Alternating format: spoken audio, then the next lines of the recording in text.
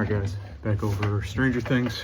Putting together our systems down in the crawl space to get it insulated and vapor barrier all where it needs to be. So just to give you a little bit of a layout here. Got some stuff on my face. I'll show you what we're using for this one.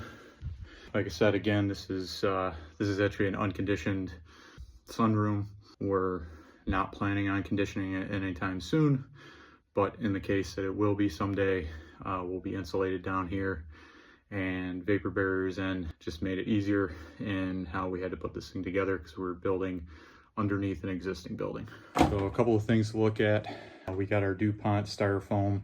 This is 1.5 inches, so it's actually, if you look here, is doubled up. So we have 3 inches of foam. Each board is 7.5.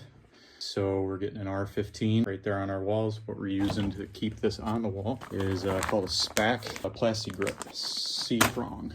That's what these things are right here.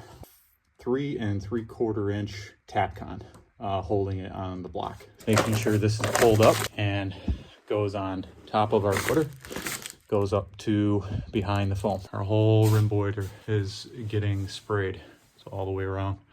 So we're all raked out. These are 2 1.5 inch styrofoam boards. So it gives us our 3 inches, which gives us our R15 on all of our walls. And then you'll see where all the seams are. That is the Stego home wrap tape.